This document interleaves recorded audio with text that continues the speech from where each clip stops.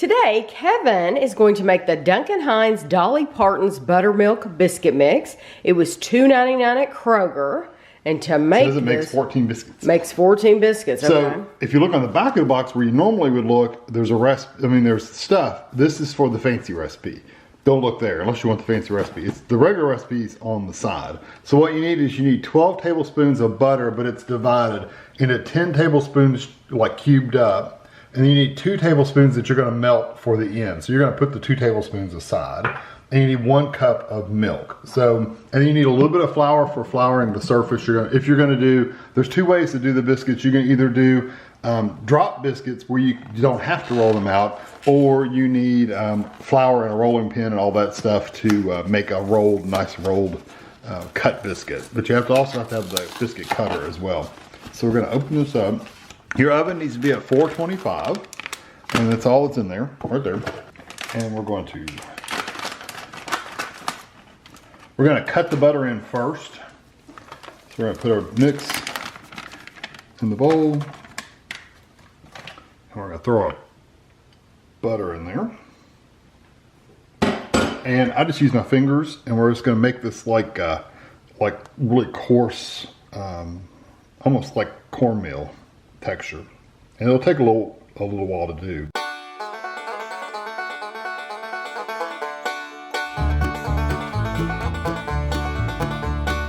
It is a longer process, but it does make a really nice, it's kind of coarse.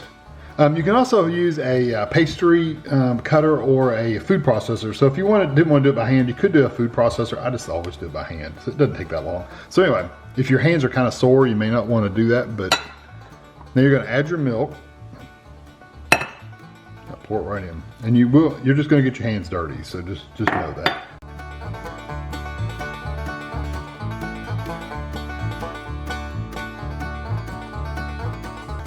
Here's the dough. It's very, very sticky. Let me pull my pan over here a little bit. It's still very sticky. So you can do this one of 2 ways. Like I said, you can roll them out and cut them, or you can do drop biscuits.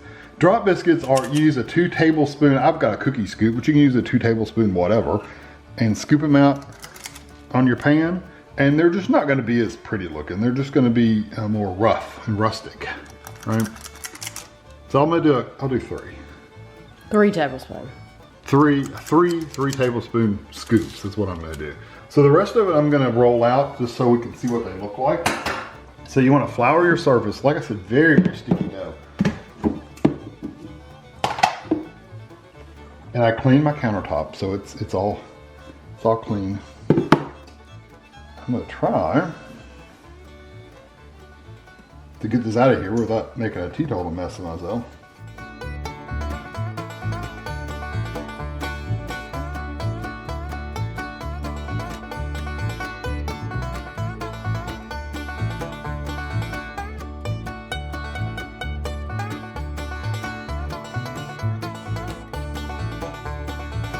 You're supposed to roll out to a 1/2 inch.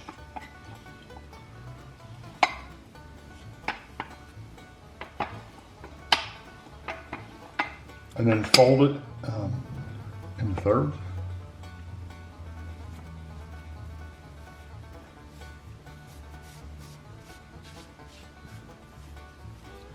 And roll that again. I guess that gives it the nice layers to it. I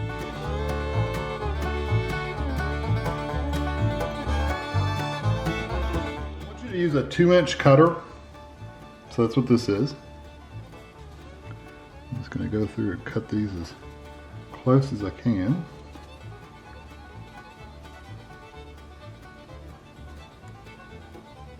And these are going to bake, like I said, at 425 for 9 to 11 minutes. So what do you think? 10. 10 minutes. We'll split in the middle. Just like I do in the microwave. We'll split times in the middle.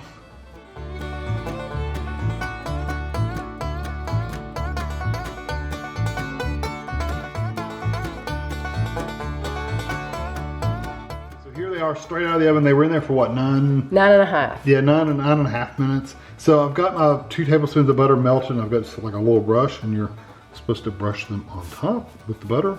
And we do this when we make biscuits, any kind of biscuits, Bisquick or whatever. This makes the flavor really good, and it browns the tops are already good and brown, but this even adds a little glistening sheen to it. You can see the drop biscuits look a little different. They're not quite as brown,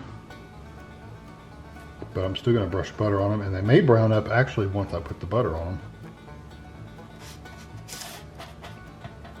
Just can't really brush it. You have to kind of blob it on. Yeah, see how it browned up a little bit? Just that butter soaking in makes it look a little browner than they would normally. So yeah, we're gonna try these out. So it says there are 14 servings in the container, 1/14 of the package for the per baked easy recipe is 200 calories. So that is a 200 calorie biscuit. Now I can tell you this does not look like this. It looks and bigger, this too. looks a lot bigger.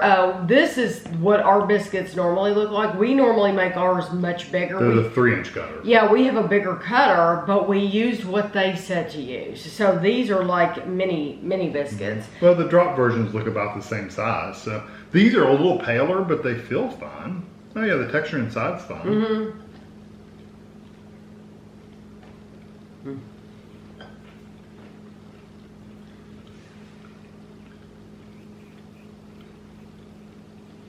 Good flavor, a little dry, but all. I do like the texture of it, and the recipe on the back for the, they usually on these box mixes, they give you the regular mix, but then they give you something else you could make. Well, something else you can make is cheddar chive biscuits. And this texture, if you've ever had the Red Lobster Cheddar Bay biscuits, that is what that texture is like. It's even the same shape as those. Yes, it reminds me very, very much of the Red Lobster biscuit. So that's the texture. If you like that texture, that's the texture you're gonna get. So.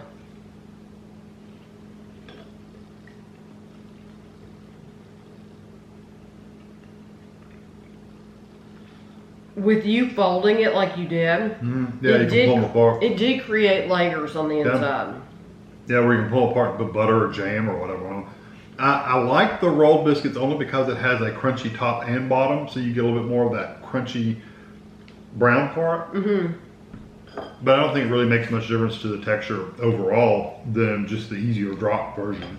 I think the rolled version are prettier, but I like the texture of the ones that are dropped. They're a little fluffier. Well, they have a little where you get little bits of batter sticking out.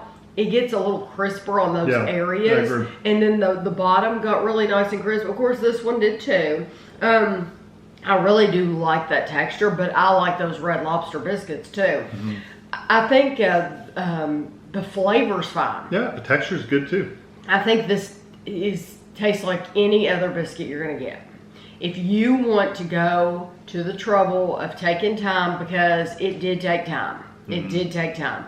If you want to do that and make these, this is almost like make it on buy from scratch. Yeah, we have a recipe on our channel of Kevin making biscuits from scratch.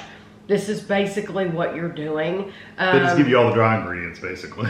Yeah, that's basically what you're doing. You're not saving a lot of time by buying this. And normally, people who buy mixes, I like to think they're like me and they're trying to save some time. You're really not saving any time. It's a good biscuit mix, but honestly, I prefer to buy the Pillsbury frozen in a bag. They're already made. They're delicious if you've never tried them. They're very, very good. And they're flaky and fluffy. They're very flaky and fluffy, and you just pop them into the oven and you bake them. It's a lot, there's no time involved. There's no dirty dishes, dirty counter, anything. It's just you put them on a pan, pop them in the oven, and make them. And we wouldn't say that if it were good. They're really good too. They're really, I really good. do like these. I do too. These are really, really good, but they're a lot more work. It's a lot more work, a lot more time. And I think the pull for people to buy these is going to be Dolly Parton's face. Now, do I think that's Dolly Parton's recipe for even 1 second? Absolutely not. I don't. But there are some people who will, or who think, I'm going to support Dolly Parton and I'm going to buy that. Well, Dolly Parton's already made her money. Trust me. They've probably already given her some money. She's already gotten her money out of this, so you're not helping her out any by buying these. I would just suggest, just let you know, if you buy them, they're good biscuits. Yeah, they're good. But don't expect anything spectacular. Yeah, just a regular biscuit. Just a regular biscuit. That Bisquick can do the same thing. Yeah. I mean, any of those. Yeah, exactly. So I hope you enjoyed the video, and thanks for watching.